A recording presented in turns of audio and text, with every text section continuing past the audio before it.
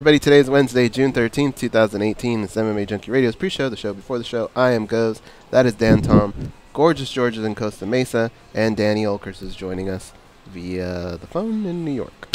And Martin Stabilo is in the studio as well. We need to give Martin, you know how Randy is the site coordinator for MMA Junkie? Pew, pew. We need to give Martin some kind of title. Pew, pew, pew. Pew, pew. The official pop ambassador or something. This guy's going back to Hawaii with... How many pops are you going back with? He's got a suitcase. All of them. 23? Pops in the wire. 25? Dude. I'm just stoked on the one he gave me. He gave me the perfect one. That's all I'll say. Oh, where's he at? I don't even know if he gave those to us. I feel like maybe he started packing and said, shit, I don't got enough room. I gotta get rid of 3 pops. What can I do? I'll give this creepy one to Dan Tom. That's easy. Check. Just kidding. I appreciate it. George, are you there by yourself? Yeah. Oh, man. All right. We interviewed Mike Boyle today earlier. Oh, yeah? Yeah. He's got a beach cruiser, just as I suspected. We are coming up in 1 minute. 1 minute. George, how much to do today's show with your shirt off? No one's there. If you guys PayPal me $20, I'll do it. It's just eyebrow raise. Did you hear that Facebook chat? Is Mike Boyle expected to come back at some point? Coming up at 30. You know, Nope. you can attach donations to the chats, guys, for YouTube and possibly Facebook. I'm just saying, just putting some seeds in Goze's head. He can do what he wants with that information, but I'm just putting that information out there. This is going. Gotta decide. Not a good Coming look. up at 10. Alright, stand by. No decision.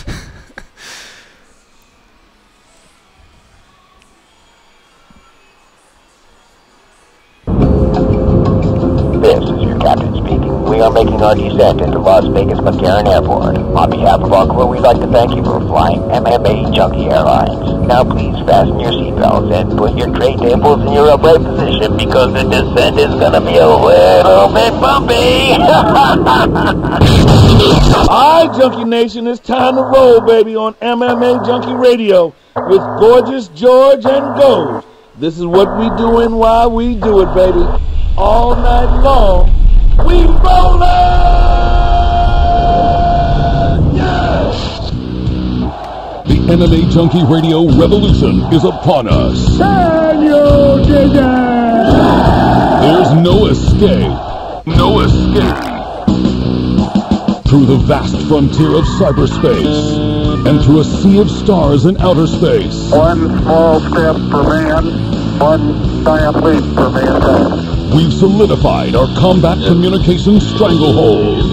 We are controlling transmission. With the use of MMA Junkie Radio and SiriusXM satellite radio technology. MMA Junkie Radio. Commence transmission.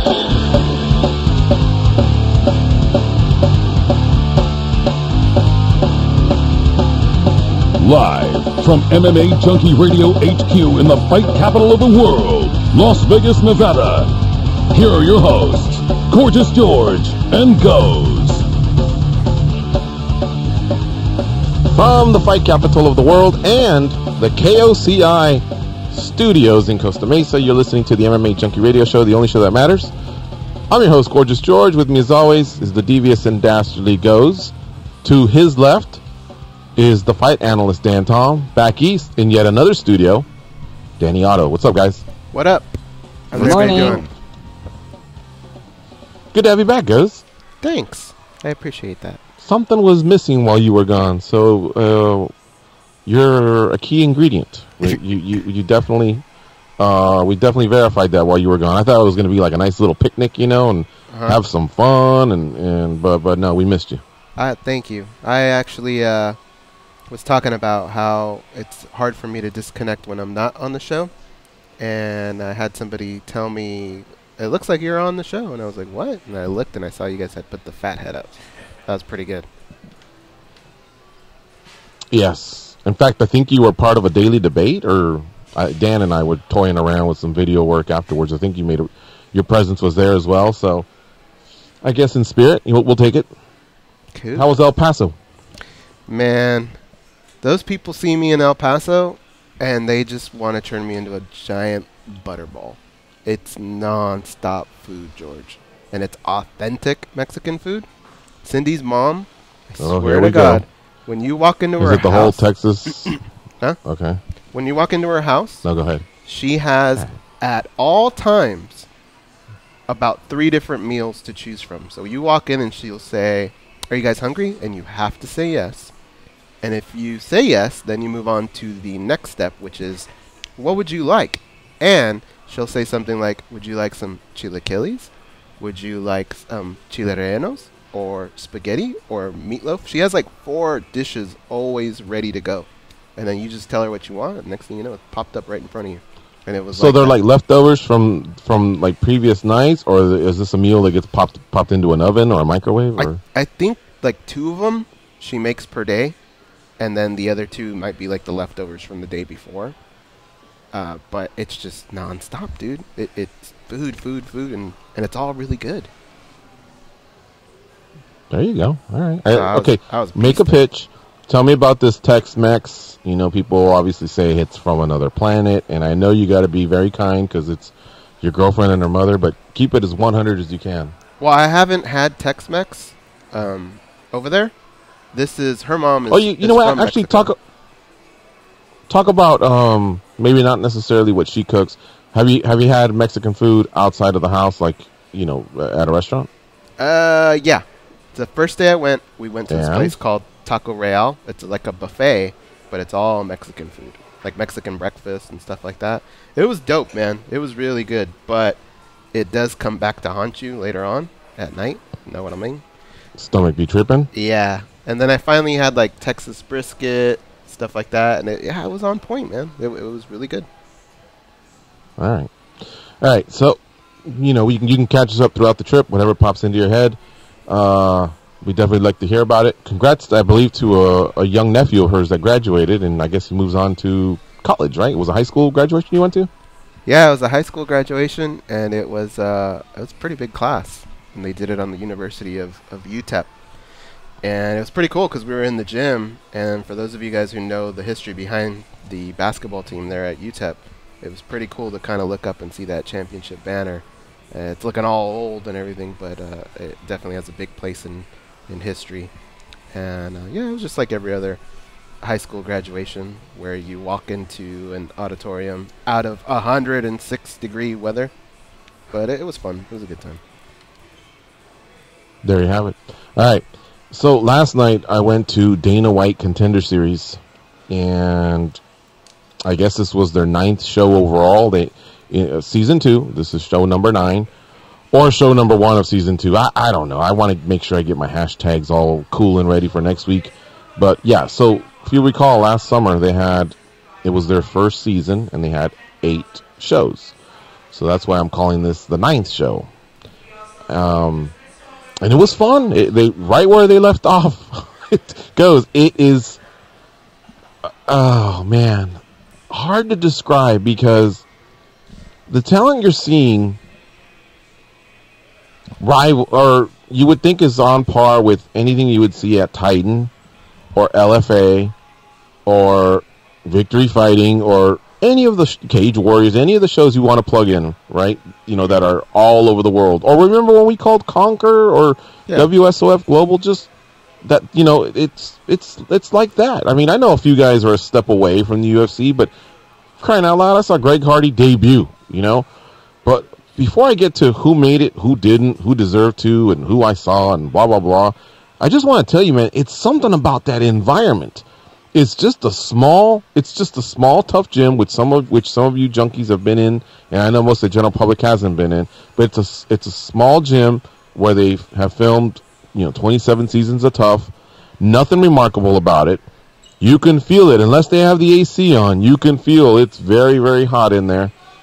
But that's all it is, guys. It's just a gym. But something about the environment. And I always talk about the stakes. I've been talking about the stakes is what's making PFL a lot of fun. Oh, $1 million, high stakes. You know what I mean? There's a big prize at the end.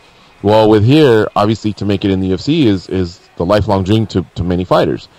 So you just know that you know, someone's life will change. Someone will be part of the UFC. I suppose Dana might have the option to pick nobody, but I'm pretty sure out of 5 fights he can find somebody. And I love it, Ghost. I love Dana White Contender Series. In the same way he's put out, and I know the UFC press loves to exaggerate, but he says, I could do this every Tuesday. Ghost, so could I. I could be in that gym every Tuesday. It's a ton of fun. People are coming out, and they're bringing it. Now, there is one fighter that didn't bring it, and so I will start off with that. It was the first fight of the night. Kevin Holland, he defeated Will Santiago. He dominated him. He did get caught a couple times, but this guy was kind of a showman, all right? Goes, I'm not sure if you got to see it. Dan, I believe you did because you did a recap, correct? Correct, yes. All right, so he's out there, right? And he's actually kind of talking to the crowd. I hadn't really seen too much of that. You know, you can gesture to the crowd, but usually the crowd is so loud that you wouldn't bother talking to them because no one will hear you. Mm-hmm.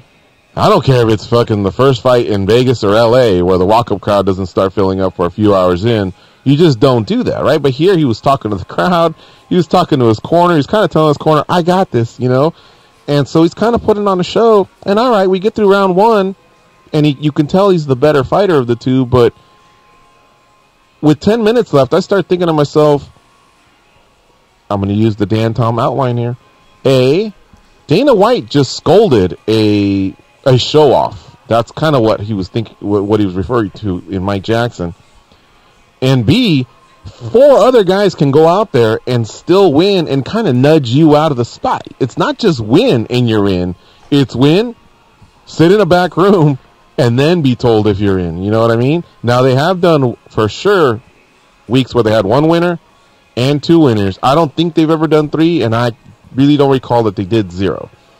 So it's like a 1 in 20 chance, but you got to win first, right? So he's out there, and he's still clowning, and couple times he was actually funny. The people, you know, kind of laughed along. I think he even talked to the other corner. They're high-fiving from time to time because, you know, his opponent, Will Santiago, was catching him a few times. But in the end, Kevin Holland, who we've had on the show, goes, and Dan Tom, you know, and he's an entertainer. You know, I think he spaced it, guys. He spaced it, or he just didn't realize, got caught up in the moment.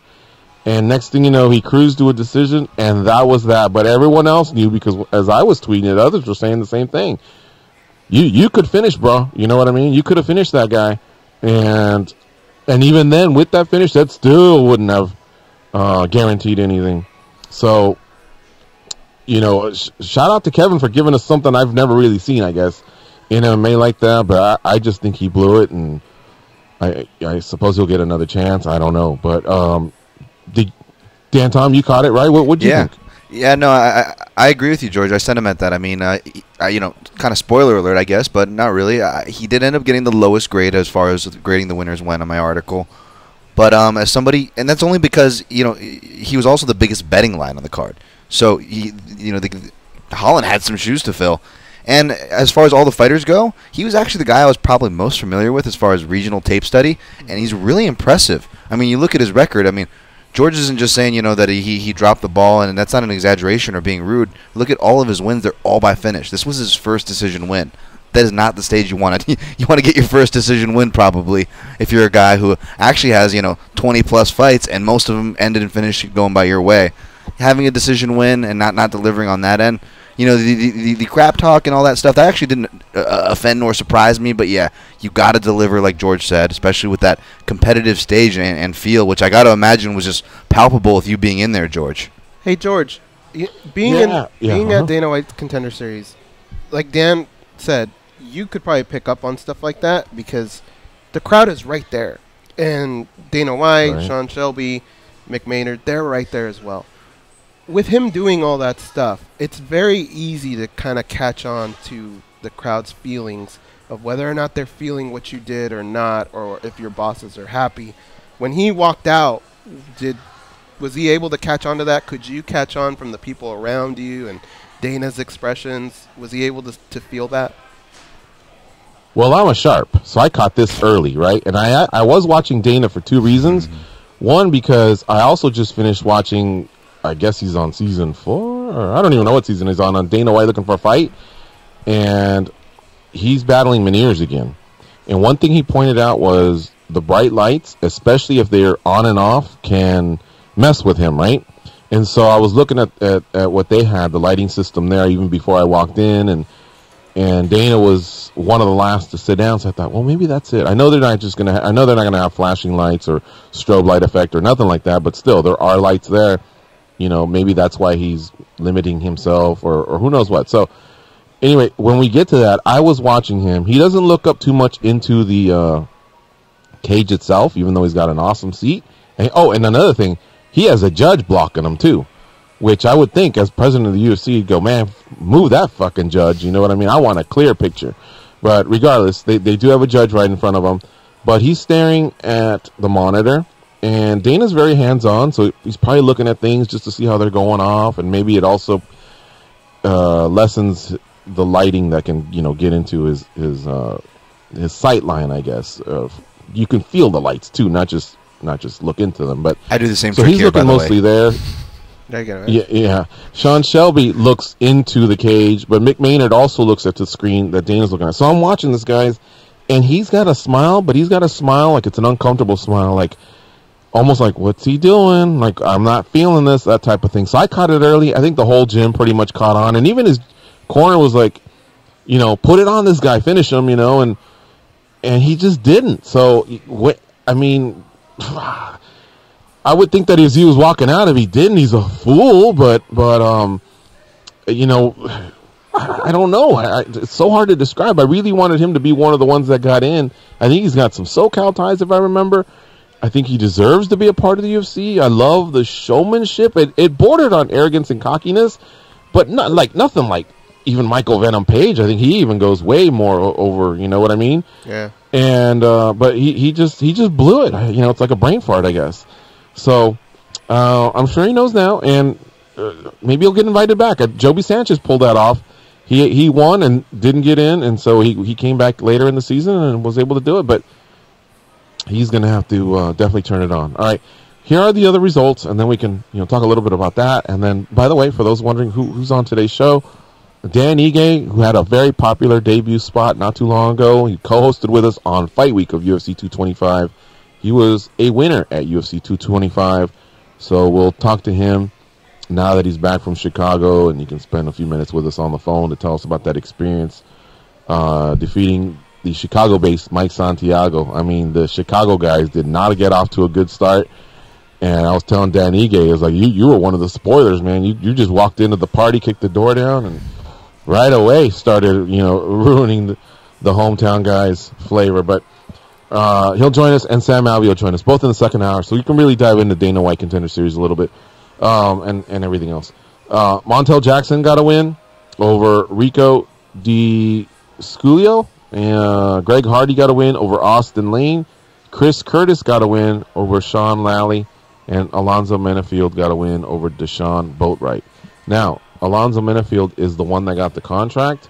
Greg Hardy, I believe, has what's called a developmental contract, and Dana White's explained this before, and he recently explained it on that episode of Dana White Looking for a Fight when they go down to Cabo San Lucas. Mm-hmm. They have a lot of fighters that are kind of like on a developmental contract where they're very young and raw, but they have a lot of potential, and so the UFC will pay for them to move stateside and train at a big gym and cover a little bit of some living expenses just to kind of groom them and so that way they're tied to the organization, and if they really develop under the tutelage of these gyms, then boom, they can step right into the UFC. And I guess if it doesn't work out, maybe they just cut their losses and that's it. But I believe that's where Greg Hardy's going to be in. I wouldn't expect to see Greg Hardy on an upcoming card or anything like that. Now, that said, guys, for someone who debuted, and we'll keep the whole controversy to the side for now,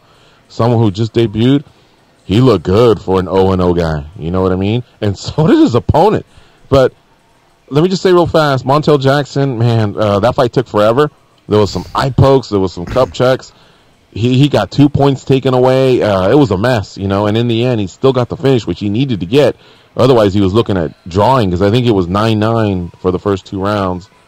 But in the third, he got himself a finish. But, you know, that one had a little bit of controversy. So we moved to Greg Hardy, and him and Austin Lane, guys, they were throwing, and they were throwing hard. It looked like... I mean, it looked like the cage wasn't big enough for the two. They were just bouncing around and swinging, you know, with everything they got. And everybody was on the edge of their seat, you know. And Greg Hardy did get the finish. You know, and everybody pretty much expected that by then he had canceled the other two when he was in the lead. If they were only going to award one contract, he was definitely in the lead. And then Chris Curtis comes in. He does some work. He took a little bit of a page out of Kevin Holland and got a little bit cocky. Not too much. But still he did, except he turned it on and got the finish. And so we thought, he may be your guy, or maybe he didn't do enough, you know, because heavyweights are hard to come by. Maybe he didn't do enough for Greg Hardy. And then comes Alonzo Menifield, and he just blasted Deshaun Boatwright 8 seconds of the first round, and the night ended. But I'm telling you, it was the perfect 5 fights for Tuesday night. You just took this big exhale, and the gym is so small that you run into some notables, into some fighters and fans, and man, it was fucking cool. I loved it. I really, really, really loved it. And I'm not saying it in any way like, haha, look where I was at and no one else was. I hope it doesn't come off at that. I'm just saying this thing is a home run, and I hope we don't have to wait a whole year for another 8 or to 10 week run. I hope it's something the UFC really just has quite often, especially when they join ESPN. Do you know whose baby that's considered? I mean, I know it's Dana White's Contender Series, but one thing that doesn't get enough credit is the matchmaking for that. And I wonder, is that more of a Sean Shelby thing or a Mick Maynard thing? Do you know? I can ask. I mean, we'd have to wait 6 days for the reply.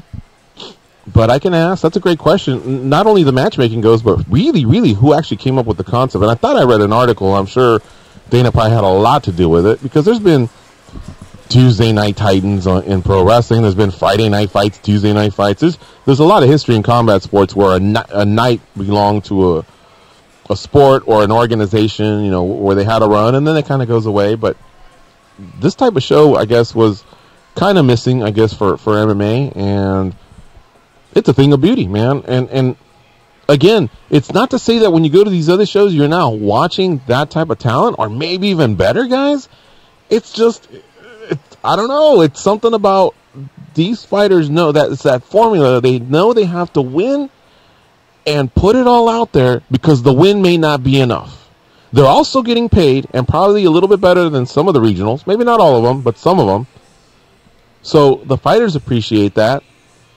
And it's in the fight capital of the world. I don't know how to describe it. It's a magical thing they got. I have a way of describing it. I don't know if everyone will be able to jump on this, but I describe it as being able to go to your favorite sports team and watch one of their practices, because you're there.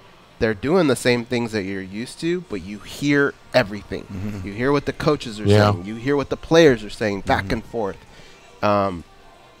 It's just this special environment that you're not used to, and it takes everything up a notch. Even if the fight's not great, it's just the way it goes down, being able to hear all that stuff, hearing all the thuds and everything, and then hearing, I think everybody's allowed to bring 4 people, family members or whatever, and you hear them screaming for their person, and then they have to hear the other guy's 4 people, and they're right next to each other, you know? Can you imagine? I mean, it reminds me of like Little League soccer or baseball, right? You feel like one day there's going to be a brawl in the stands because everybody's just so loud. So I kind of relate it to just picture, if you're a Laker fan, if you were to walk into their facility and watch one of their practices, it kind of has that feel.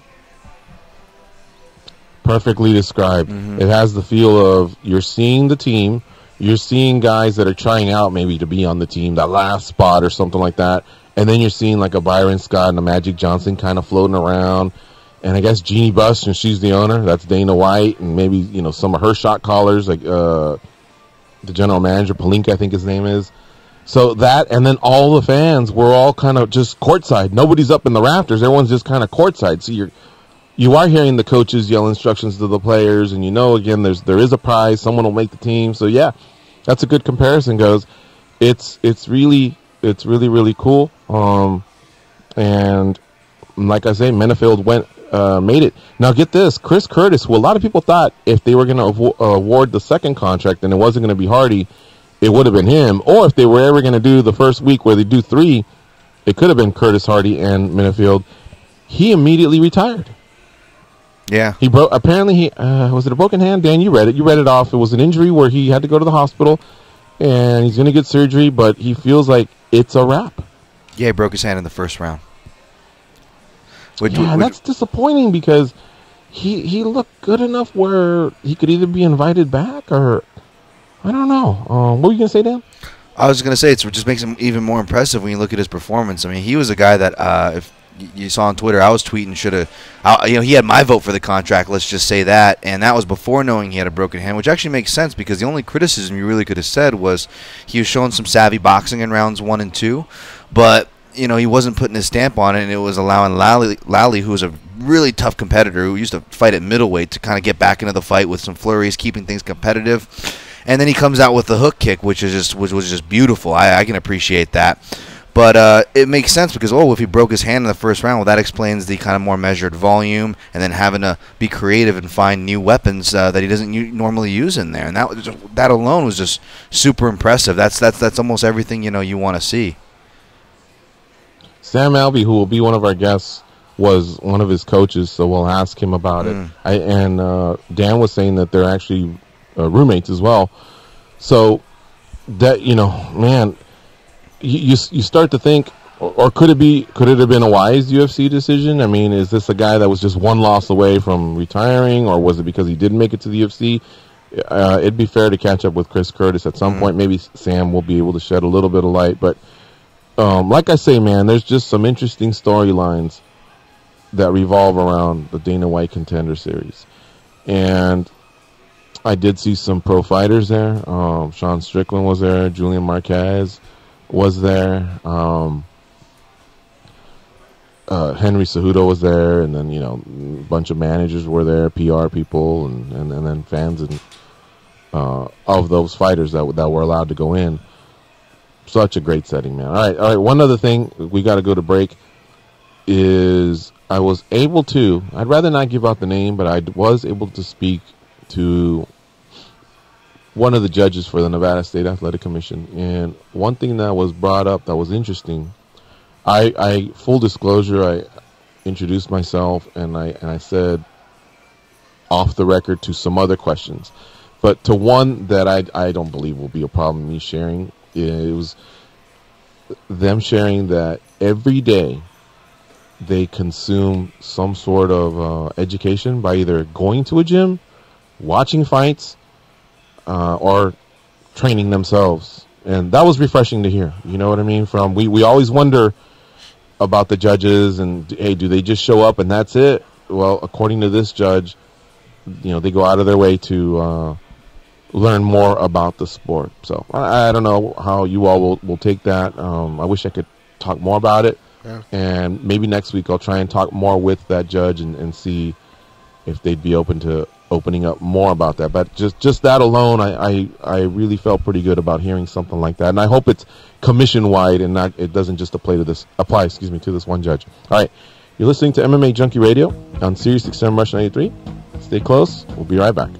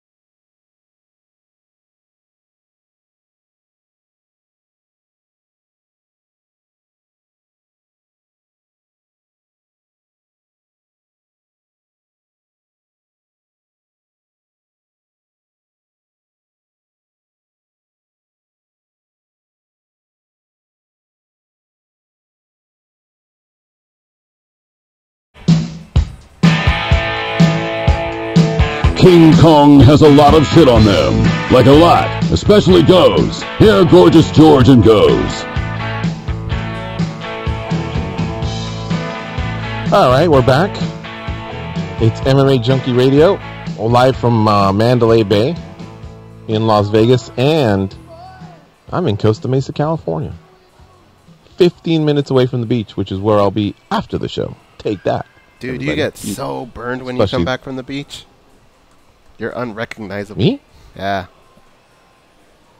I don't know if I go that far. Wait, does he get burned or does he get burned? Yeah, no, he gets charred. You get a really bad sunburn? George? I didn't know that. Yeah, dude. I mean, what, you thought it was Fredson Paschal when I walked in, or what? Yeah, actually, you can get pretty close up there. I saw my boy Freddie. I saw him at the Contender Series. He's looking good. Yeah. I think he's still a private jiu-jitsu guy for a lot of the Zuffa executives, and he always comes by and says hello. Well, you know, I don't know. The first couple days goes, I really wasn't doing much. Like the first day we were there for 2 hours. No, we didn't put any sunblock or anything, but I was being really, really careful because I had a real brutal sunburn about 3 years ago. Mm-hmm. One of those ones where it itched, and I was literally like, which one's the bad one? The 1st degree burn or the 4th degree burn? I think it only goes up to 3rd, right? 3rd, okay. So 4th is like so pretty cougar. the higher the worse. Yeah, I think I had like a 1 degree worse. Yeah. Yeah, I mean, I wasn't a burn victim, per se, from a fire. It was just Juliet had to get lotion. I was itchy, and it was horrific.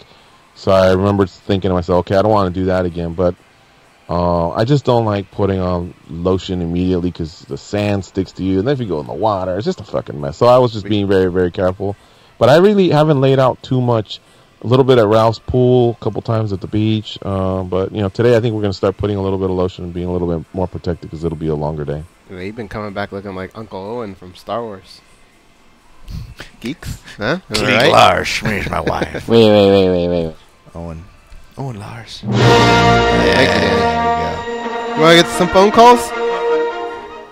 Speaking of, let's do it. I nerds. forgot we take those. we go. Roll calls. All right. That was great. Let's go to Dan in Oregon. He looks like he's first. We don't have any phone calls. We don't? Oh, I'm looking at... Is this yesterday? Yeah, I'm sorry, guys. Yeah. Oh, my bad. Dan from Oregon, call in so you can be next. What What do you want from me? I got rust. What is happening? I got a little rust, guys. I'm sorry. Oh, Do you want to preview UFC 225 as well? Yeah, let's do that. Oh, it takes us one screw up, and you're that guy. Hey, I think LeBron is headed to L.A., man. Good. By the way. Then I won't be a Laker I've been catching a lot of NBA radio because I've been driving a lot, and so I got my fill this morning. All right. And it really is starting to sound that way, and I don't know how to feel about it because on the one hand, I want to play in June. The last time the Lakers played was April, and I think those games kind of almost didn't matter. Like by then, we knew that they had reached the over on total wins, but there really wasn't anything compelling. You know what I mean? Mm-hmm. And but you know, you watch all these other teams that stack themselves up. Chris Paul joined, the Rockets, and Durant joined the Warriors, and Irving, who didn't really play for the Celtics. I mean, he did join them, as did Gordon Hayward, but neither guy, wound up playing for them. And then I forget who the other Final Four team was. I guess Cleveland. Well, they got a couple Lakers, but those Lakers didn't really pan out too much for them, Clarkson and Nance Jr. But regardless, I really don't know how I'd feel about it, but I know I'd get over it, All right, speaking of that, it's time to put on your pantalones, guys. I want to hear some good, raw, honest answers. Don't sugarcoat it, and don't feel like you have to lean one way or another. But I want to know you guys' reaction to Greg Hardy fighting for the UFC and now somewhat being accepted into the UFC. How do you feel? We'll start off with Dan. Oh, well, I'm glad you brought that up because all this Laker talk of Lakers you don't like made me think of Rick Fox, and it felt like Greg Hardy was fighting Rick Fox in there. About almost height appropriate, a little more bulkier than Rick Fox, and perhaps if his opponent, pretended, if it was Rick Fox, pretended, Greg Hardy was Scottie Pippen, he would have gotten more shots off. That's a real inside low-key joke to the Portland LA playoff series. But yeah, no, Greg Hardy, obviously, who we're talking about.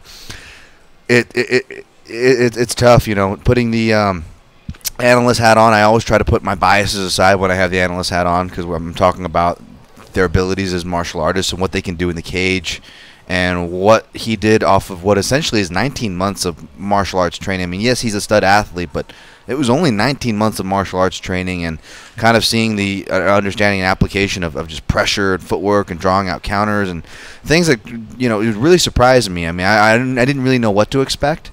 But there were some, little positive takeaways as far as that goes. As far as his opportunity goes, being honest, yeah, I don't agree with it. Just reading up on what I know about the gentleman, I don't know the gentleman, by the same token, so I don't know, how much I can be, marching with the torches. I don't know if I'm going to be up at the front of that line per se. But yeah, I don't support it, but as far as it happening and grading him for what he did, yeah, he did well. Yeah, I'm not the biggest fan of it either. So let me tell you something. Go ahead. Let me tell you something real fast. Yesterday, afterwards, when he did win, and I believe more so when he was accepted by the UFC on the developmental contract, I looked on Twitter, and there was a lot of people that were very displeased and angry. You know what I mean? Mm-hmm. And for those that don't know, Greg Hardy is a former NFL football player. He played for the Panthers and Cowboys for sure. I'm not sure if he also had spells with another team. But what happened was, and what ended basically his career, I think I'm going to get this right. I brushed up on it a little bit, but he had charges, brought forth, was found guilty, and when he appealed his case,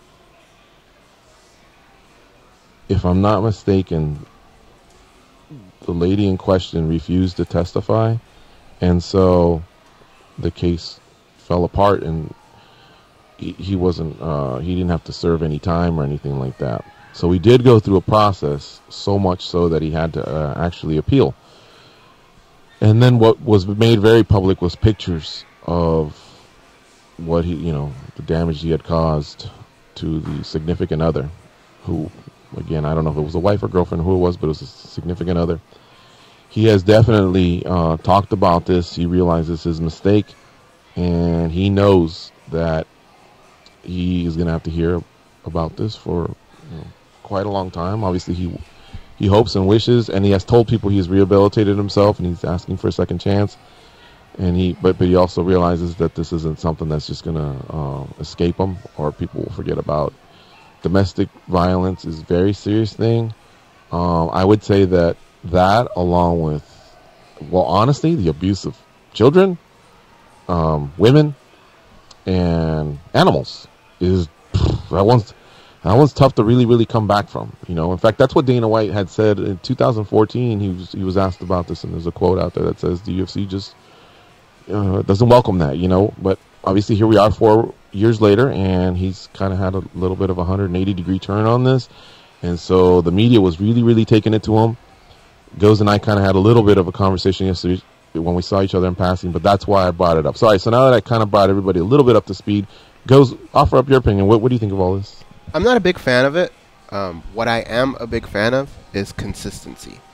And I understand that people, especially in this country, get a second chance, and they deserve a second chance. And I'm fine with that. But draw a line somewhere and let us know what things are going to be like going forward. Because what I don't want to happen is another situation like this come up, and maybe a lesser-known person in the media or a lesser-known fighter gets treated differently. That I don't like. And so if we're just pushing things aside because it's Greg Hardy and he was a popular NFL player, I'm not going to feel good about that.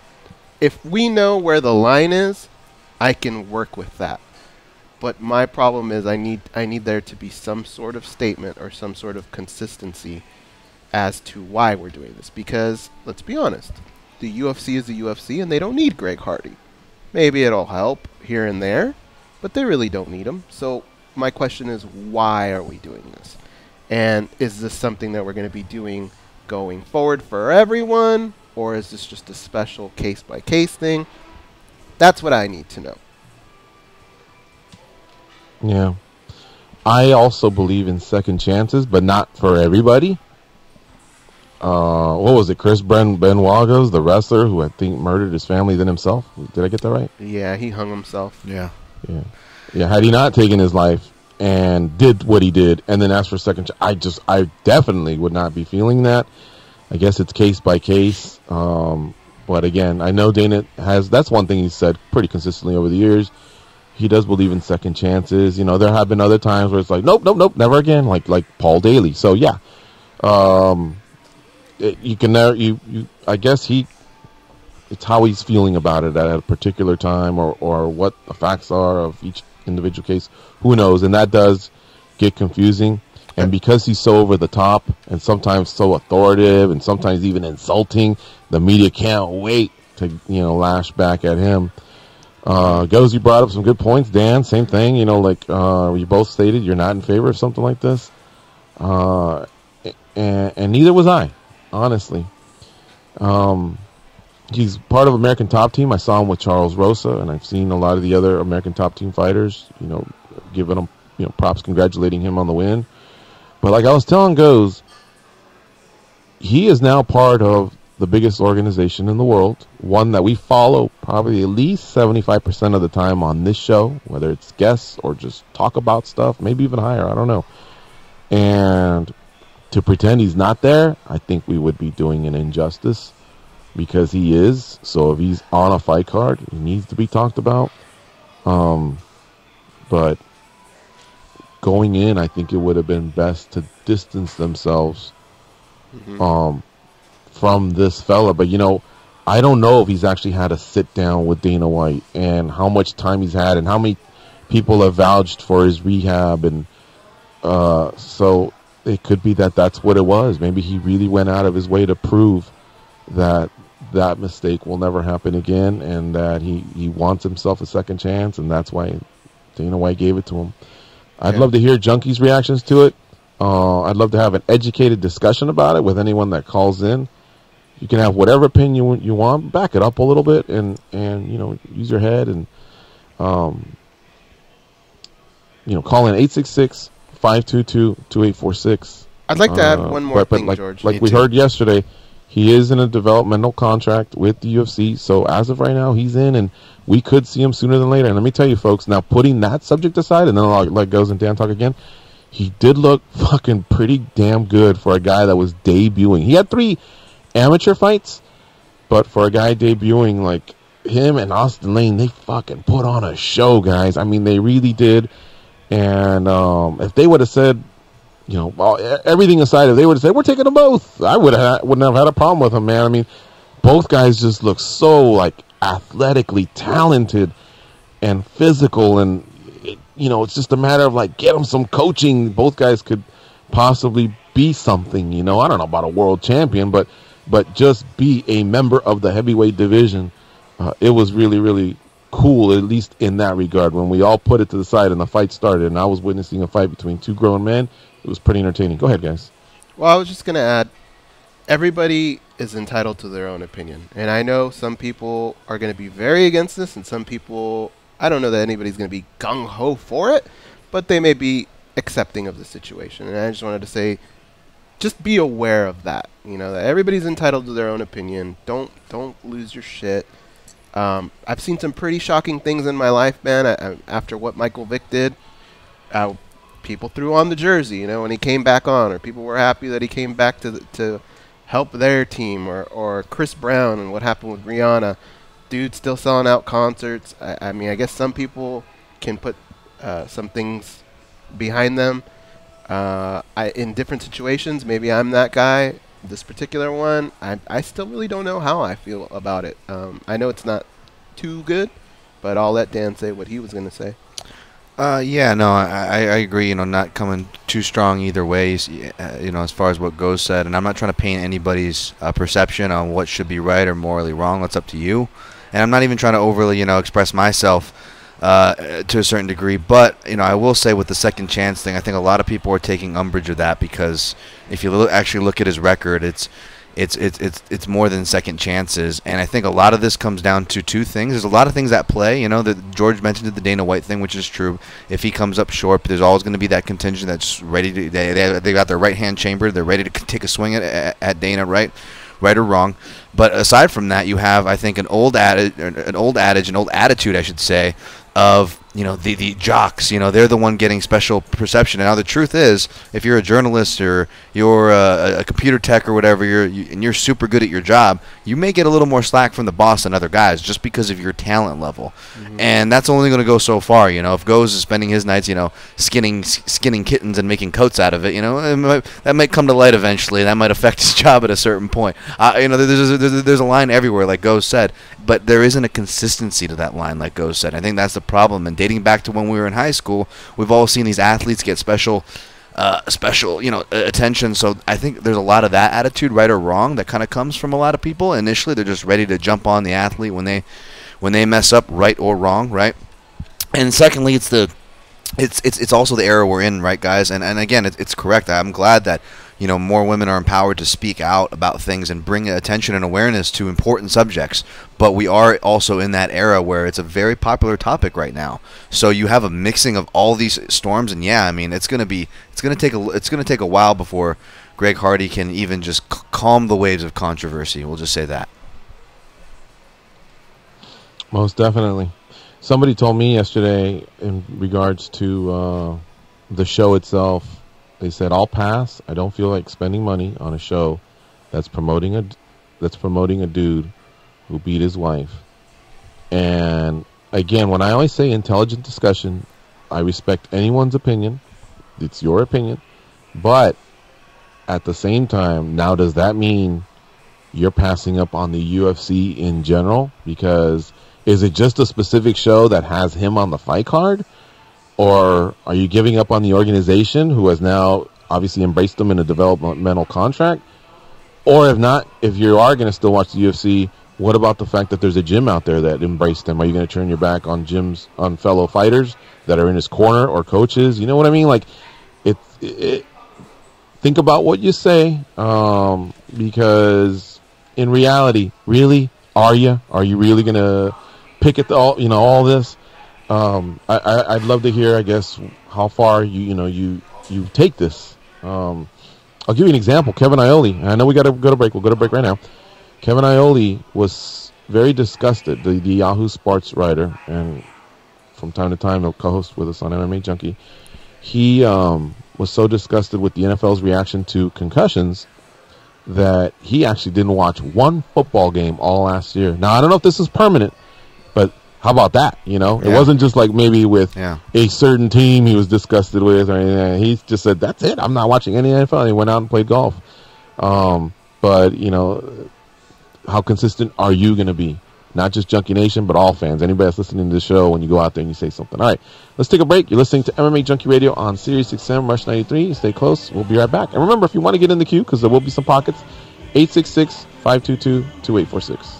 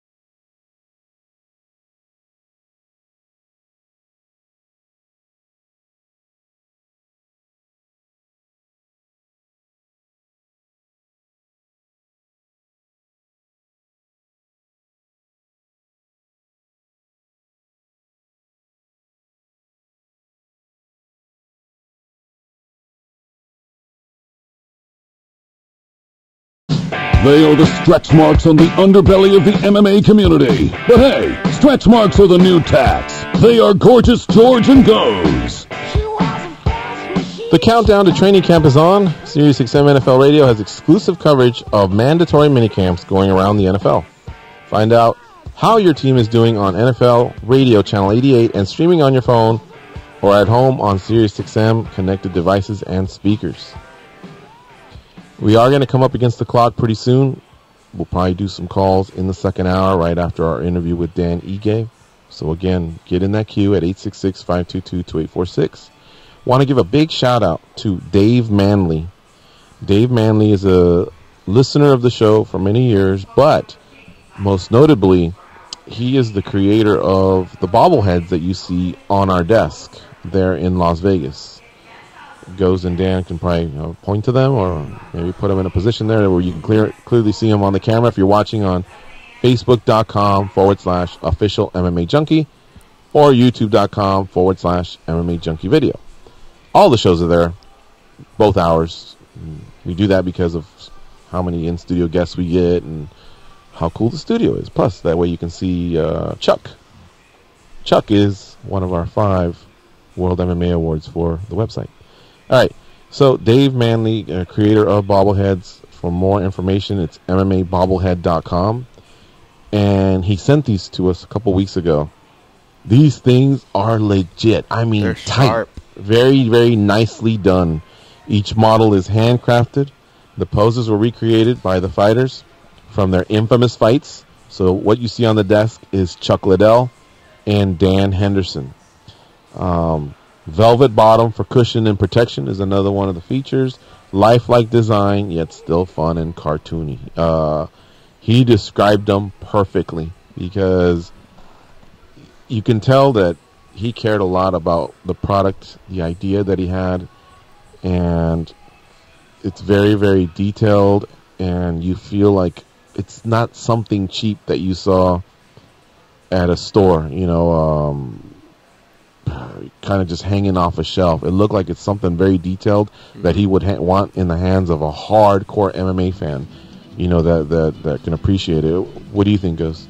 What do you think of him? I love, more than anything, I love that he chose the correct fight poses for each one of them. I mean, if you think of Dan Henderson, some of the things he's done, I mean, just the infamous Michael Bisping punch, right? And he's in that stance. And Chuck Liddell, after every fight, man, what does he do? It's right there, and you can have that like on your desk or in a case, whatever. I really dig them. I think they're cool. Yeah, the detail blew me away. Even just the muscles, like they're not putting the inappropriate muscles on guys. Like you could tell he like almost studied every inch of these guys and put it on the figure. I'm okay with inappropriate muscles, so if anybody ever does a bobblehead on me, get rid of this gut. If you'd like to order one, again, it's MMAbobblehead.com, and we may have some more information regarding an appearance that they may have that I think will be very, very big for them. I can tell you right now, they are $75 if you want to order one, but they are very, very detailed. They're very, very cool. You will definitely be getting your money's worth. Autographed as well.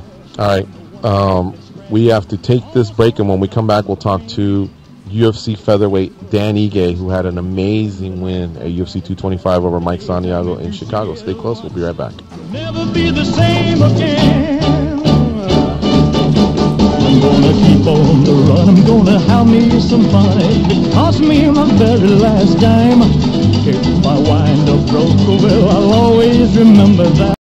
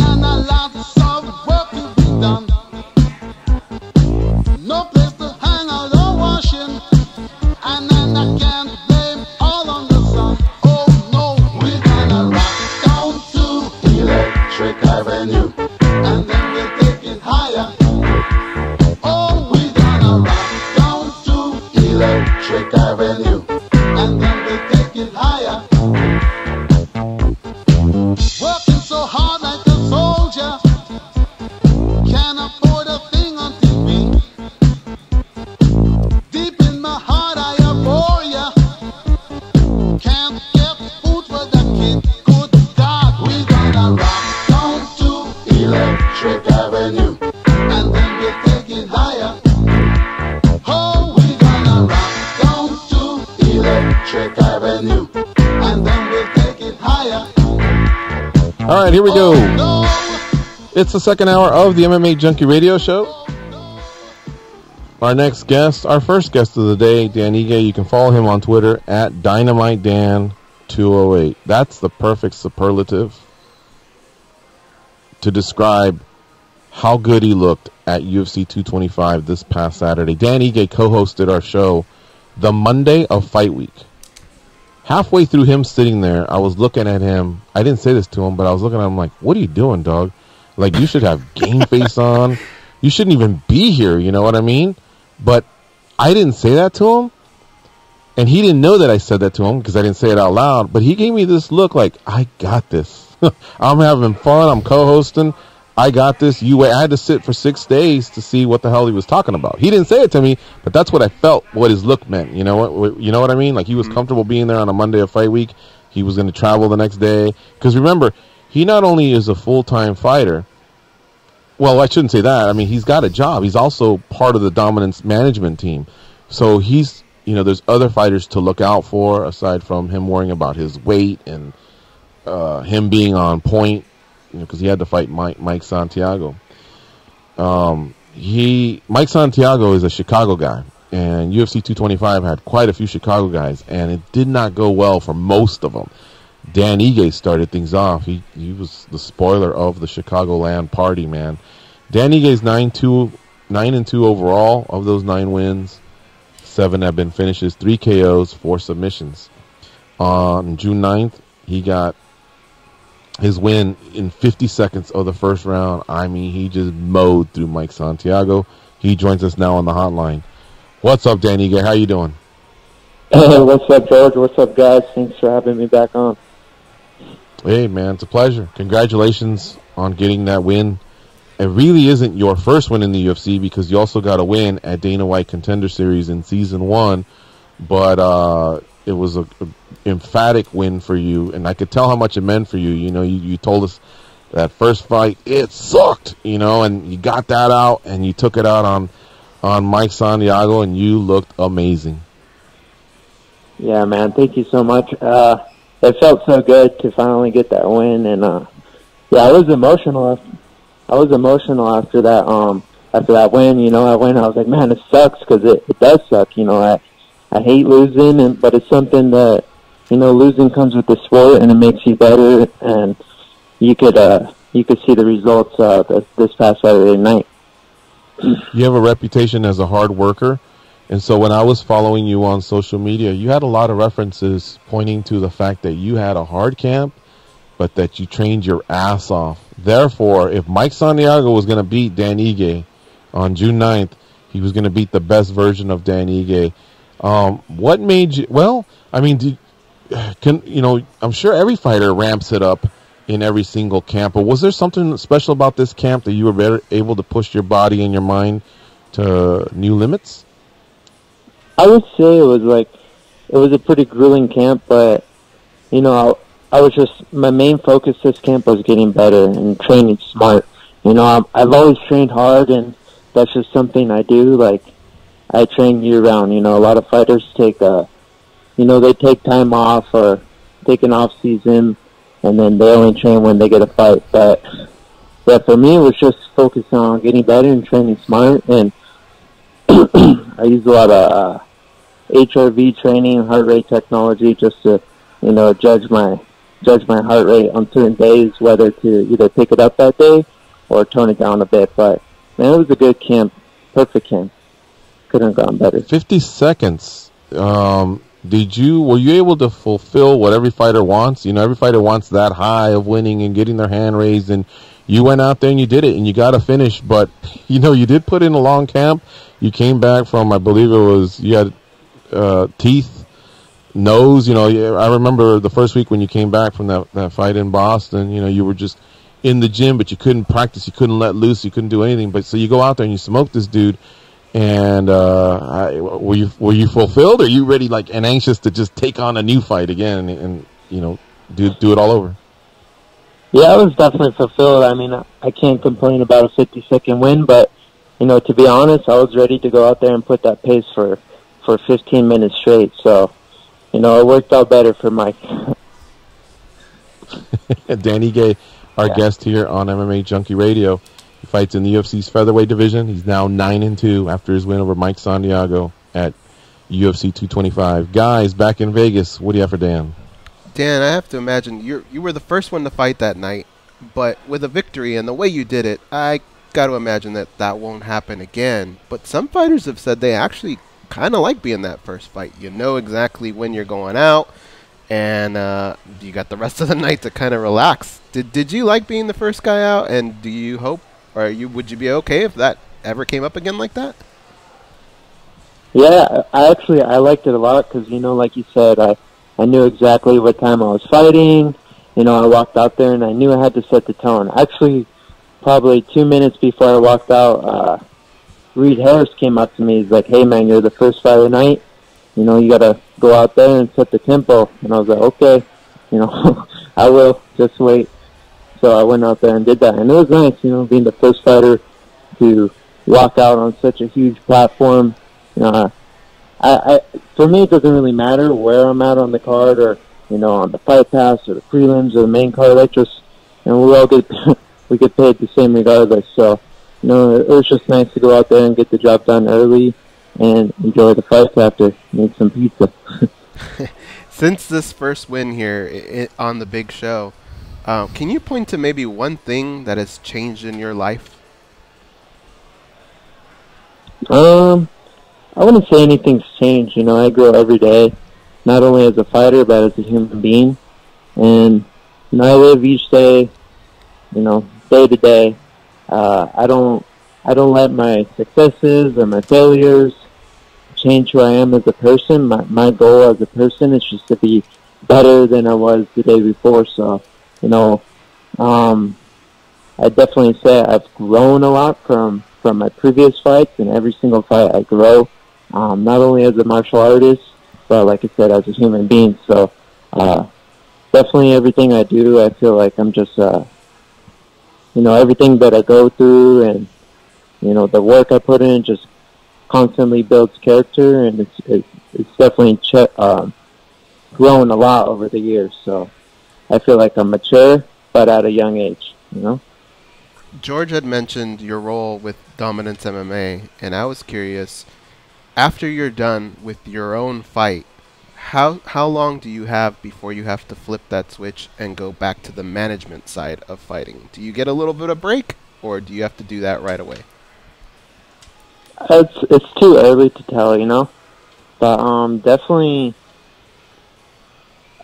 I would say, my mind's constantly working, especially, handling the management side of things and the fighting side of things. Like, you have to learn when to, flip the switch. Okay, am I working right now, or Did you just flip the switch on your phone? Did he flip a switch? Dan, you there? He's still Danny, connected. did we lose Oh, Dan no, wait, again? I hear him. Oh, there he is. There he is. Okay, we can hear you. Yeah, you went away there halfway cut off through. for a second. Yeah, I was just talking about, knowing when to flip the switch, or you got to be in work mode or fight mode, but you definitely have to have a balance, and you can't be, pumped up, wanting to fight the whole time because you're going to get burnt out. So definitely working is a balance where it helps me shut my, the physical side of things of training and everything, shut that down, but still keeps me sharp mentally because I'm constantly, looking at the fight game, growing with the fight game, and evolving, not only as a physical, as a martial artist, but on the business side as well. So, hey Dan, I gotta ask you about food, but before I ask you about food and what you had after, it looks like when you maybe were gonna be on your way to eat in the United Center, you ran into a couple of legends, Matt Hughes and BJ Penn. What was that like? And obviously, you could tell by your posts and on the Instagram I'm looking at here that those guys kind of mean a lot to you. But can you kind of elaborate on what that was like meeting them? And yeah, that was so cool, man. Just being back in the green room, watching these guys, Matt Hughes, BJ Penn. These are guys that were, when I was in high school, I was watching them. They're on the top. These were the champions. It was unfathomable to even reach that point, and to be standing there, you know, talking with them after the fight, and they congratulated me, and just, it means so much. And, you know, BJ Penn, coming from Hawaii, he definitely, someone I look up to. He led the path. He put Hawaii on the map and gave us all this, dream that, you know, if we just go out there and put our mind to it, it can be done. And, you know, here I am now fighting in the UFC. Somewhere maybe 10 years ago, I never thought I would have, you know, ever been here. So it's definitely super cool, and that's a picture I'll frame, and, you know, it'll be something to look back at one day. Yeah, I can only imagine what that's like, man. But back onto the important subject of food. What did you eat, or I guess maybe what was the best thing you ate post fight in Chicago? Was there anything that stood out? And maybe kind of a two-part question, but you know, obviously, you know, your lady's a diet coach and whatnot. But did she kind of let the leash off you now that the fight's over? Are you allowed to go ham, or how does that work? Well, first, to answer your question, yeah, I just basically tried all the landmark foods. You know, I tried the deep dish pizza, we had Illuminati's, and I had some Chicago dogs to see what those were about, those Chicago beef dogs are. And to be honest, it was good at the moment, but, you know, just because it was something I haven't had for so long. But, you know, I like eating healthy and just living a healthy lifestyle. And, you know, it's okay to have those foods every now and then. It's like a reward, kind of rewarding yourself for all the hard work and dedication and discipline you put in. But, yeah, it's not worth it to eat like that all the time. I don't feel too good after. Dan, I know you're just starting out, but do you have your mind on a particular fighter you'd like to match up with? Maybe it's another fighter that's fought recently, or someone you just dislike and you want to kick their ass, or maybe they've called you out. You know, have you thought of that yet?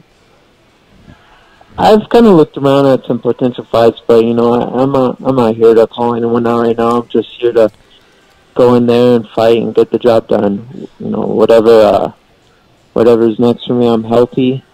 I'm gonna probably take a week off just to decompress. I have to force myself because, you know, I feel good now. I want to go train now, but mentally, I got to give myself at least a week off, get back to work, and, you know, start working towards the next goal and the next victory. Are you currently the toughest manager in the game? If you think about it, you're a current fighter. I don't think any other managers would have a problem with this, with you saying that, right? Confirm. I don't know, but I think you guys should make a poll on Twitter. We'll see what the people say. Oh man! All right. So no opponent. I respect that. How about? Is there a particular card you'd like to fight in next? No. You know, I was sitting back with my team, and, you know, we think September would be good.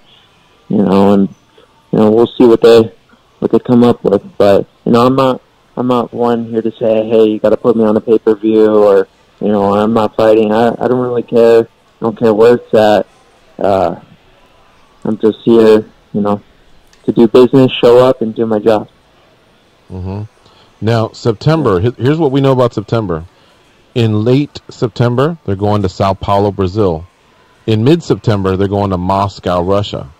They have announced UFC 228 for the early part of September, but we don't know the location. You might, because you're kind of a little bit in the know.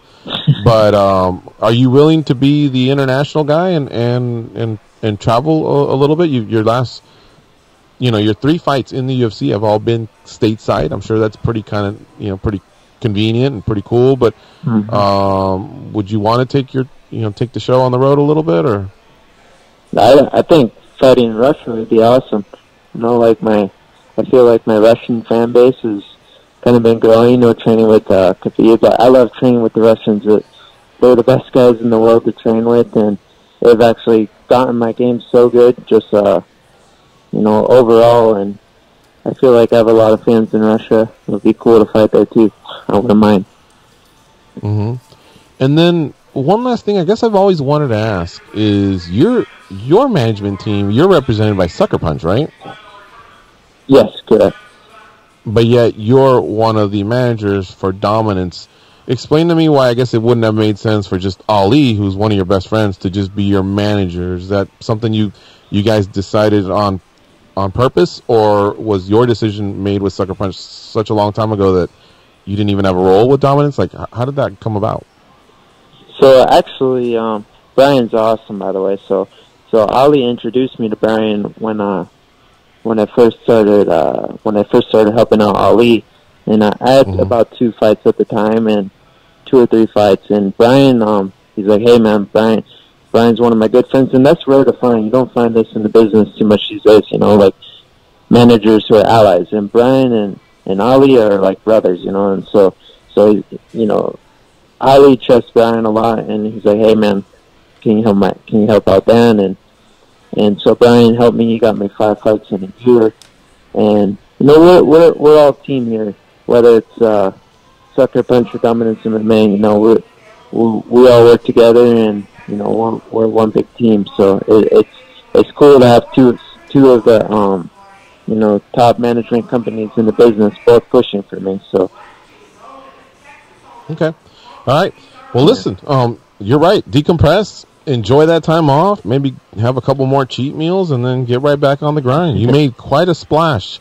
You got a lot of shout-outs from, obviously, a lot of the fighters you represent. Extreme Couture was extremely happy. And then you came on during Fight Week. I know Junkie Nation was rooting for you. So congrats again, and hopefully we'll talk to you again soon. Thank you, guys. Thank you so much, and I always love the show. Love coming on. Thank you. All right, brother. Take care. All right, bye. That is Dynamite Dan Ige. On Twitter, Dynamite Dan 808 is his Twitter handle. Let him know you heard him on the @MMAjunkie radio show. Guys, UFC 225. Well, most fight cards are like this, right? Where they tend to grab a lot of fighters from a particular area and put them on the fight card to get the fight crowd into it. And Chicago got off to a rough start. So Mike Santiago's from Chicago, and Dan Ige throttled him. 50 seconds I mentioned. Clay Guida, who's tough. I mean, if you beat him, you don't just beat him. You don't really take him out in the first round. He got taken out by Charles Oliveira in the first round. And then we had Pettis and Benavidez. And I don't think Pettis can really co-sign on Chicago roots because he's from Milwaukee. I know it's an hour and a half away, but it's not really a tie-in, right? But the next fight was Rashad Evans, who wrestled at Michigan State. We all know that.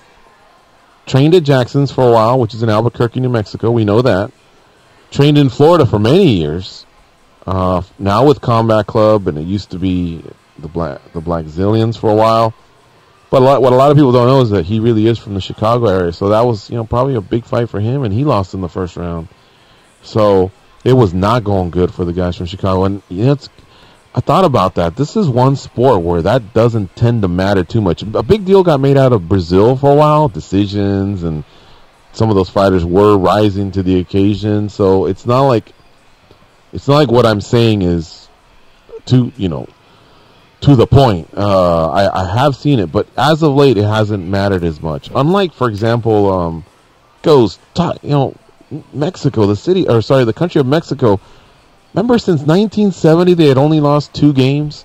You know what I mean? They had an incredible soccer, right? Home field advantage. Yeah, in soccer, there's a lot of teams that do very good. Like New England Patriots do very, very good at home. There's a lot of teams that are really, really good about that. But when it comes to MMA, you're going to get cheered on, and you're going to have some conveniences and whatever. But once the fight starts and you get punched, man, you got to start punching back or figure it out. But that was just on the Fight Pass. And then Ricardo Lamas is from Chicago.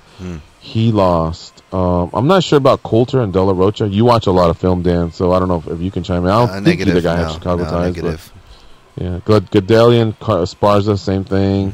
Blades is a Chicago guy. He defeated Alistair Overeem, so it was the 5th guy that finally kind of held service for Chicago. Then Punk comes in, and he lost. Andre Arlovsky used to live in Chicago for many years before Albuquerque and then Florida. When he was a champion in the UFC, he definitely was a Chicago guy. He lost.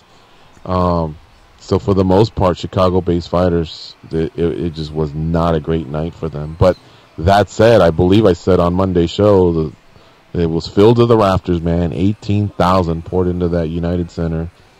And according to some of the junkies that called in, they had themselves a really, really good time. So hopefully the UFC goes back to Chicago, whether it's in a pay-per-view form or the Fox format. But that's a city that definitely, they come out and they support, and it's a big city and they do well. So they just need to be part of a annual rotation. Overall, MMA, right. They've been getting a lot of cards. When you factor in Bellator and all that, like Chicago's starting to finally heat up the way it should. Yeah, no doubt. All right. Do we have any calls? I don't have the VX in front of me. Not that I see. We have one call. Oh, we have Marco and Waco. One call. All right. that's right. Let's bring in Marco from Waco. What's up, Marco? How you doing? Marco from Waco. ¿Qué pasa, dude? Marco. ¿Qué pasa? So happy for Dan Ige, man. But, man, he beat that guy so fast that we didn't even enjoy the fight. It was like he got in, hit the guy, it was over. I'm like, holy shit. Good for him. So, a little bit more of a fight next time, man. Show me more of what you got done. I think Dan's like the guy you. I think we deserve. He's like the guy that you throw a party, and then Dan's the guy that's not invited. Because obviously, I was mentioning Santiago's from Chicago.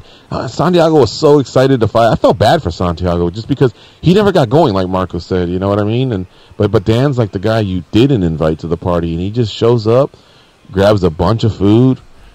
Steals the tap, to ruin the rest of the party, grabs your girlfriend by the hand and says, "You're coming with me," takes off, and then as he's driving away, calls the cops and says, "These guys are having a party, can you shut it down?" I mean, he was the spoiler. But you're right, Marco, at least what we saw was pretty savage, he just came out there and did his thing, but yeah, you're right. And that's why I asked him, did you get enough fulfillment out of it? But he said he did, but I wanted to see a little bit more, because in the RC fight, obviously his striking is what came up short, and so I think we all wanted to see, did he improve in his striking? You know what I mean? And the fight ended so quickly, we didn't get to see that. Now in the Covington fight against Maia, a lot of people said, well, Covington looks tough on the ground, but his striking needs work. But over the 5 rounds versus RDA, he proved that he worked on his striking. His striking was definitely improved, so we got to show that off. But you know what? At least if Dan improved, nobody's seen that. His next opponent has not seen that. So now he has more time to continue polishing up those skills and really, really unleashing that on his next opponent. Sorry, Marco, to hijack your call. It's all right. Real quick on the Greg Hardy topic, man. I'm a little bit annoyed because it's a little bit of a double standard. Nobody freaking boycotted Floyd Mayweather, and he's a convicted domestic freaking abuser. When freaking Tyson came out of jail for sexual freaking assault, nobody freaking boycotted his fight. I mean, let's give the guy a chance. Worst case scenario for the haters, the guy's actually pretty good and he becomes a contender. Best case scenario, Greg Hardy is going to freaking get knocked out by somebody and everybody's going to be happy. Bottom line is the guy is not in the NFL anymore, so she's not making millions of dollars anymore. So that is a little bit of a punishment, a big punishment as it is. If the guy want to fight, let him fight. Let's see if he's good enough. If he sucks, that doesn't look like it because he looked pretty freaking impressive last night.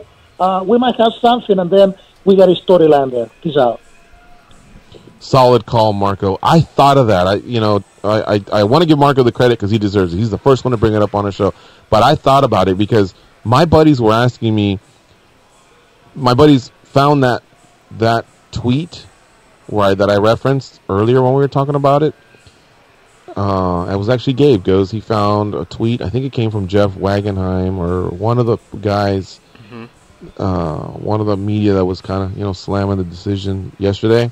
And he goes, hey, Dana said this in 2014. I explained to Gabe, I go, you know what, man? I go, the only thing I can think of is, okay, if you go back 10 years, Dana White was not into women's MMA, right? He was not a believer in that. Right. And he was not a fan of ever bringing the UFC to ESPN because ESPN, was obviously not feeling him. I mean, he's kind of, you grow, you grow as a person and as a businessman, and then sometimes new paths are open. But that's what I'm thinking is Floyd Mayweather may have been what opened his eyes, because he was able to come back from that. People still watch the fights, and remember, at the end of the day, if it makes dollars and cents, if it makes business sense, then he's in. He knows that there'll be a backlash, but basically you have to weigh the two. Is the backlash enough that you just don't even want to bother with it, or is the potential financial windfall that can come from something like this, does it trump the backlash that'll be there? But like I told you all again, you're probably going to watch these fights. You know what I mean? So that's what I'm thinking is just in 4 years he was able to learn a little bit. And Floyd Mayweather's so close to combat sports, in terms of combat sports, to Dana White, Vegas based. They promoted a fight together. You know what I mean? That's what I'm thinking. Why there was maybe a reversal from his earlier comments. Yeah, I don't even know how much of a role Dana White plays in this whole thing. I mean, Dana White's not the only guy there at the UFC, so he's the face of it. But who knows what's being said behind the scenes? We got to take a break. You're listening to MMA Junkie Radio on Sirius XM Russian 83. Stay close. We'll be back with Smiling Sam Alvey, a winner 2 weeks ago at UFC Utica. He defeated John Vellante. You may have also seen him in the corner of Chris Curtis last night, who got himself a great win, but didn't get invited to be part of the UFC. Had to be transported to the hospital for a broken hand, and now has retired from the sport. So quite a turnaround from last night. That whole camp was very happy. It was a joyous occasion for all of them. I mentioned Sean Strickland. He was there. You've seen Sam Alvey's wife, who's a cornerman for Sam and is big part of the gym. She was extremely happy, and the whole team was happy. But now the dude wants to retire. So who knows? We'll talk to a little bit about Sam, about all these different things. Stay close. We'll be right back.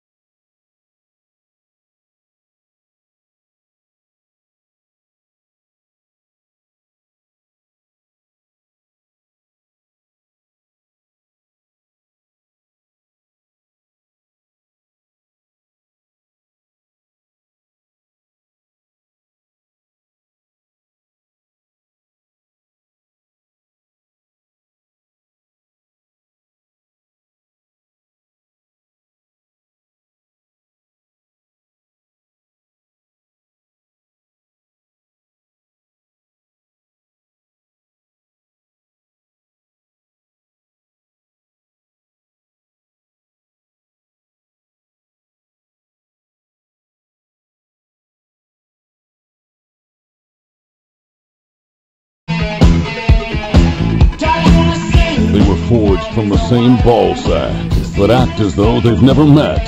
They are the brothers Garcia, Gorgeous George and Goes. If you play fantasy sports, SiriusXM has a channel just for you. Listen to Fantasy Sports Radio to hear expert advice from the top fantasy baseball and fantasy football analysts. Whether you need help setting your fantasy baseball lineup or you want to know who the breakout players in fantasy football will be this season, the place to be is Sirius 210 XM87 or listen on the SiriusXM app by searching Fantasy Sports. Our next guest is Sam Alvey. Sam Alvey's coming off a win a couple weekends ago in Utica, New York. He defeated John Volante.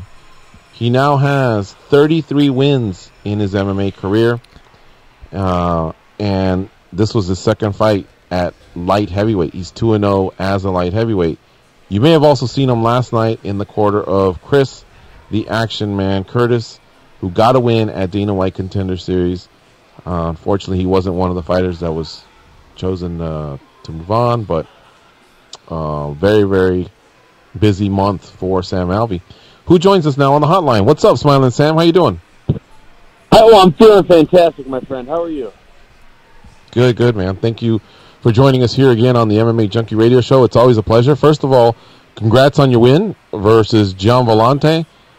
Man, well, that dude's a big dude, and yeah, that dude's a big dude, and he outweighed you obviously on fight night because he cuts a lot. But I'm telling you, man, you were matching him with that power. Obviously he's got some big muscles and he knows how to throw a punch, and I'm sure he hurt you a lot. But you have definitely taken it to another level in terms of throwing heat. I was very, very impressed with the power you were generating with a lot of your punches. You're going to do just fine at light heavyweight. Oh, I appreciate you saying that. I think so too. He was going to be kind of my test in my head because he's one of the bigger light heavyweights, and unfortunately I couldn't keep him down, but at least I put him down at least once. So I think I'm going to do all right. I love the less weight cut. Right.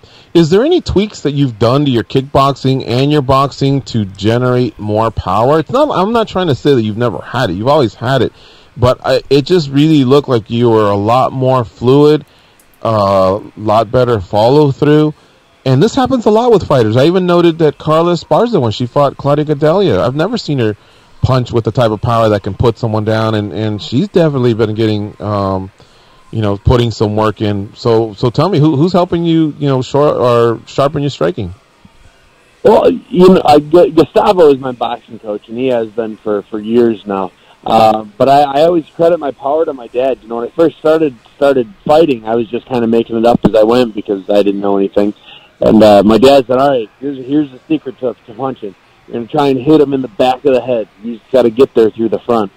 And that's always been kind of what I do. Every punch I throw is, if I kill the guy, I'll apologize after the fight. But that's always been it. Now that I'm back up at 205, I think I'm throwing just as hard. I just have a little more weight behind it. Maybe that's what it is. Yeah, I'm sorry. I don't mean to harp on it or anything, but it really caught me by surprise. I mean, and I think John Volante, same thing. You hit him a couple times, and he looked at you like, "Look at you," you know what I mean? And I started thinking about all the others that have been able to turn it on. I don't know if it's something that they just are able to turn their hips or their shoulders or what. Like even remember Michael Bisping for many years. So I think some people even went so far as to call him pillow fist or something like that, but he was just one of those guys that would have to beat you up with volume. And then towards the end of his career, he put down Anderson, he put out Rockhold. So there are some people that find it later in their careers as well.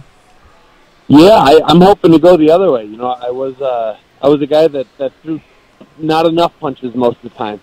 I was the guy that threw just the 1-2 combo. Now I'm trying to up that punch count a little bit. If I can get 3 to 4, I'd be doing wonders for myself because I think all 4 punches will have some power on them. I just gotta volley a little more. I know you didn't have the bad intentions. You didn't know about the family emergency that Corey Anderson's family had, and you apologized for that. Is that a fight you're still wanting to? Obviously when he gets to do his mourning period.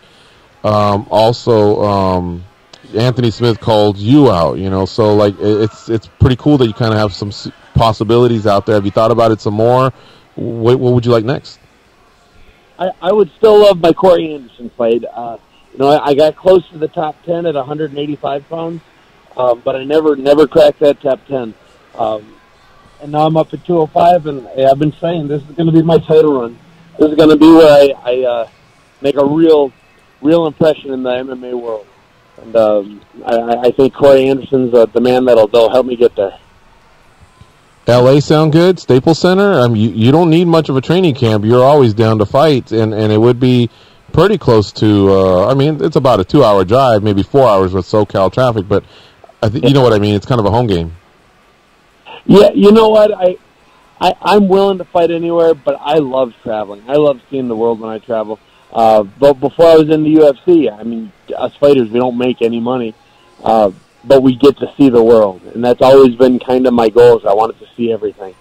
So I'm willing to fight anywhere, but I really would like to fight in Mexico City again. Oh, okay. There you have it.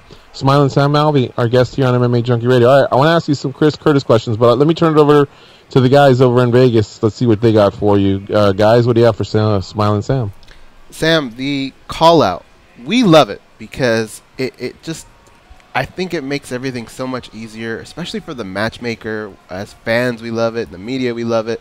Have the matchmakers ever talked to you and just said, hey, Sam, this is actually something pretty cool. Like, just keep doing something like this? And do you ever wonder why more fighters don't do it? I have wondered why more fighters don't do it. But honestly, that they don't make me stand out a little more, so I'm fine with them not doing it. As far as the matchmakers talking to me, they've never said anything to me personally, but they have said to a group of us that, hey, this is your chance. Call it who you want, do what you want after you get that win. You have every opportunity in the world to thank your coaches and your family, but you only have, a minute maybe every 8 weeks to say what you really want to say. What's the one thing, Sam, in your career today that you wish you had when you were starting up? Nutrition, George Lockhart's system. That's actually really the answer. The locked and loaded system, the Fitness VT. He has changed the way I view weight cutting, changed the way I view living. It is just phenomenal how much easier and healthier I've become with my weight since working with him and his system. Dan, what do you have for Smiling Sam Alvey? Hey, what's up, Sam? Moving it toward toward the Dana White Tuesday Night Contender Series, and as well as the weight talk that you're talking about now. On your Instagram here, it says a nice 206 on the scale, and I was like, wait, Sam weighed in. His fight was a minute ago. Whose scale is that? And that was welterweight Chris Curtis got back up to 206. Am I seeing straight there, Sam? Yeah, you're seeing straight. Like I said, the Fitness VT program, I've had Curtis adopt it, and I'm learning it pretty well myself. I've been helping him with a lot of his weight cuts, like George helps me. And it's just the way you can lose weight. The Saturday before we weigh in on Monday, Saturday Curtis was 201 pounds, and this is about the easiest weight cut he's ever had. He was. At no point, he was uncomfortable, but he was never hurting. So that it gets faster as slow as you want to, and it's just changed the way weight management is for me. Right, and back on, I guess, to the Contender Series, and you got a great sense of humor, Sam. So I'm curious if you noticed this or if someone pointed it out to you, but on the production side. I know I and your co-host Jordan Killian there even noticed too that they were showing Chris Curtis warming up, and they said, "Hey, there's Smiling Sam in the background, who's UFC light heavyweight's going to be cornering him." But they don't tell you guys when they're going to cut to you, and when they cut to you, unbeknownst to you, somebody looks like they tossed you a cell phone, and you're just juggling a cell phone, and you end up dropping it, and you end up pantomiming the words like I don't know or something to someone off stage. But it was just a great moment that I'm sure if you saw, I'm not sure if you're aware of, but I know your sense of humor, Sam, from your podcast, and you would have had a great laugh at it. Are you aware of this moment? Somebody texted me after it happened. They said, hey, we just saw you on TV. You dropped your phone. Pay attention to Chris. They quit texting. That's great. Yeah. I haven't watched it yet, but somebody told me that. I'm glad I wasn't doing anything embarrassing. Well, if it's an Android, now's your chance to switch over to iPhone. So, I don't know what kind of phone you have. Oh, okay. Oh, you're smart then. All right. Yeah. Sam Alvey, let's talk a little bit about yesterday. Your role was as a cornerman and friend to Chris Curtis. We briefly chatted about this via text. I think we both felt like, hey, he did enough to get, to get one of the two contracts. They decided to go with Greg Hardy and Alonzo Minifield. And then later on that night, we hear that, or Damon Martin had tweeted that Chris Curtis retired. Is that something you expected? And do you think it's something that may have just been emotional? Because let me tell you something, man. That dude showed some skills. He was, very, very muscular. And I thought, I wonder if this guy's got like 7.5 minutes of gas in the tank, and then he's going to fade. And, man, he looked comfortable. He looked calm. He wasn't breathing hard. And even if he didn't make it this time, I'd love to see him fight in the UFC before he retires. What can you speak of on your teammate and friend, Chris Curtis? Well, his conditioning is phenomenal, and I know that because I run his conditioning program.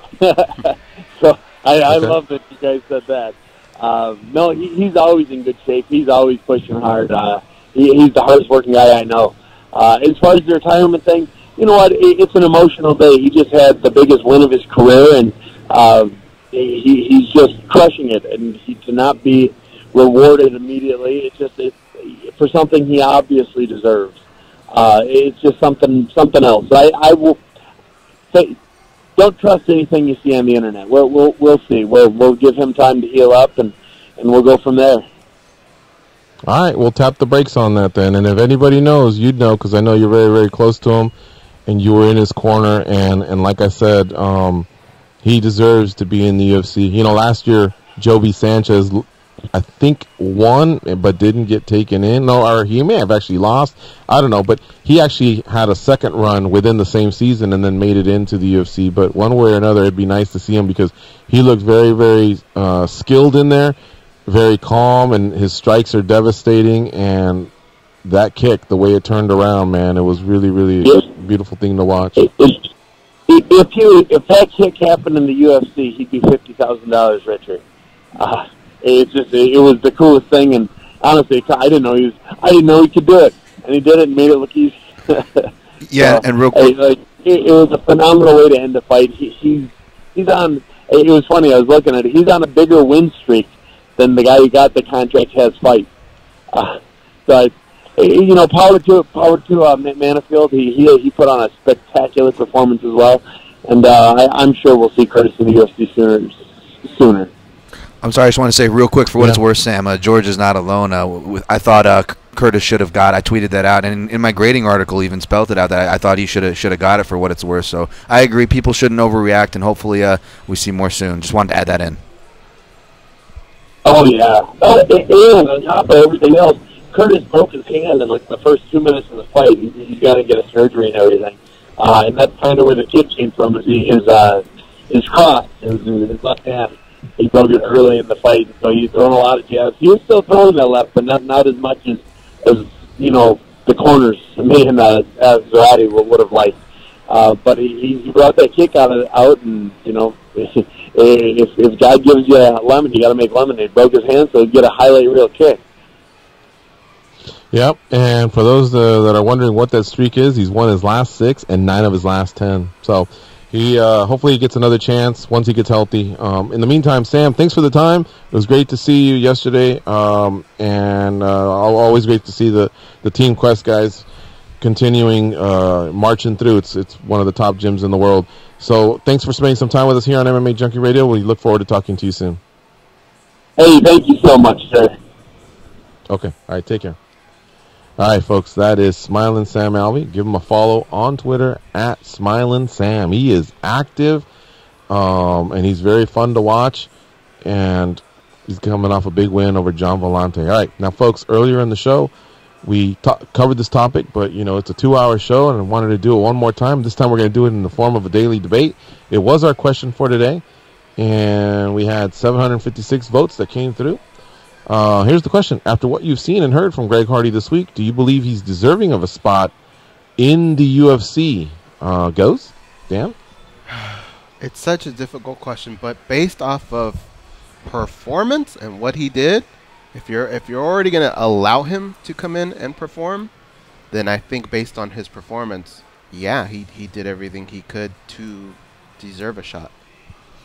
It is tough. Dan, Tom? It is tough. Based on performance, he did do a good job as far as his performance goes, but kind of like what even Dana White said, he needs more experience, and I'd like to see more. The problem is I believe that goes for both sides of the fence as far as behavior goes and the background. I think not just me, but perhaps a lot of the general public would feel more at ease to see more of this character before he gets the promotional push right through the door. Yeah, and Goes, you nailed it early on when you said, well, he was already invited to be on the card. So from what we've seen and heard, so rounds of interviews that have been done, and a lot of that is on our front page of MMA Junkie. Take a look. You'll see the quotes that have come from him. That and seeing the skills of an athletic heavyweight that was very devastating, then yes, I feel like he deserves a spot. The UFC's already given him that second chance, and he's there, and their format is come out, win, perform, and you get a contract. So I believe that, I thought 3 people should have got a contract based off yesterday. It was an incredible night of fights at Dana White Contender Series, but I know that there's a need for heavyweights, and he went out there and did his job. Now, the actual responses that came in are pretty balanced, actually. I mean, it's not head-to-head, but 44% said not quite yet.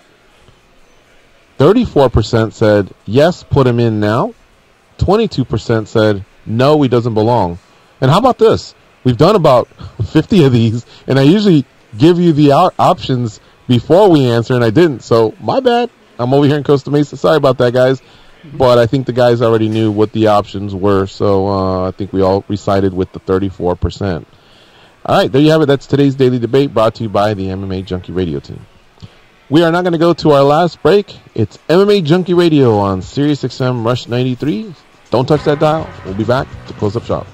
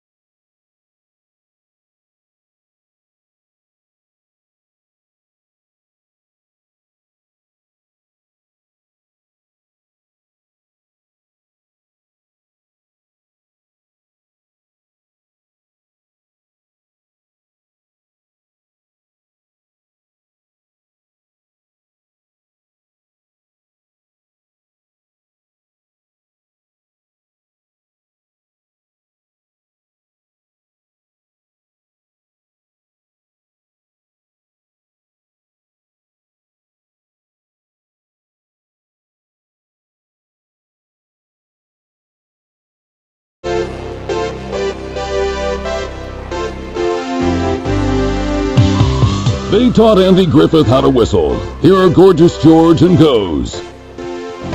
Start your day with SiriusXM. Enable the SiriusXM skill on your Amazon device and then tell Alexa to set an alarm for your favorite channel. You'll wake up to the sounds of SiriusXM with SiriusXM and Alexa. You can get the latest sports news each morning without picking up your phone or turning on the damn TV. All right, I want to thank our guests for the day. Smiling Sam Alvey, Dan Ige. I landed both of those. Shout out to myself. He's fantastic. Tomorrow we will be joined by the winner of tonight's The Ultimate Fighter episode 9, I believe we're at, between Team Miocic and Team Cormier. They are in the semifinals of each of the two weight classes. Featherweights and lightweights are at the forefront. Apologies, I don't know who tonight's matchup is. I guess I could look it up, but whatever it is, we'll have the winner on tomorrow. We're also going to be joined by one of the winners of the contracts for Dana White Contender Series. Alonzo Minifield will also join us. So it should be a fun show. And Dan Tom will definitely be back. He just had to excuse himself. He had to bounce a little bit early. So anyway, Goes. Good to get this show get the show rust back off, or the mic rust, I believe. Sorry, is what I'm trying to say. Yeah. Feeling pretty good, being back after almost a week gone. Yeah, I don't like being away. I'm actually more stressed out, I think, when I'm away than I am actually when I'm on.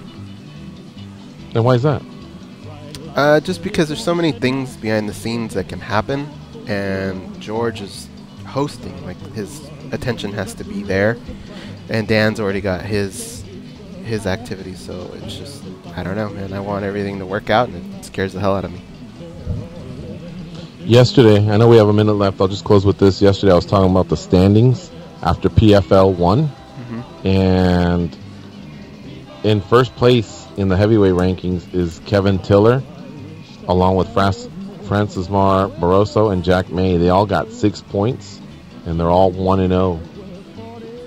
Jared Rosholt is in 5th place. He got 3 points, for example. Alex Nicholson got 5 points. So those points are important in terms of seeding.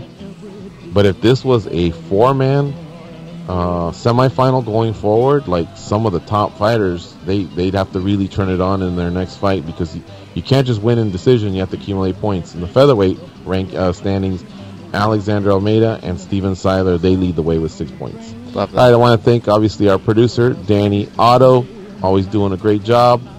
Popping off is tonight. Follow him on Twitter, @DannyOtto. He'll give you all the tweets for the start times. We're out of here, folks. Go out there and be a champion. I'm gonna keep on the run. I'm gonna have me some fun. It cost me my very last dime.